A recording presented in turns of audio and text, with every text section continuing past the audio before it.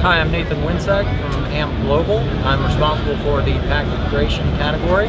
I'm here to talk to you about our SWI CP2 steering wheel control interface and how it compares to our SWI RC. The SWI RC has been around a long time. It works on a lot of vehicles.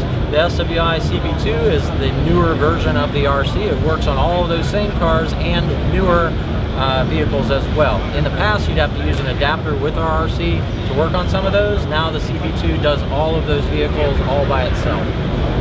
One of the key parts of the CP2 is it's an easy 1, 2, 3 installation procedure.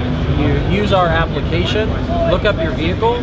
We tell you some dip switch settings. You set those on the interface.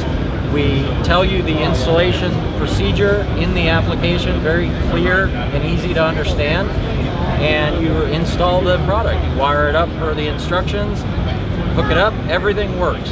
You don't have to program the buttons, you don't have to do anything. It just works right out of the box. So please, if you're interested in retaining your steering wheel controls, please look at the SWI CP2. It's the fastest, easiest way to retain your steering wheel controls. Again, I'm Nathan Winsek from CES 2018.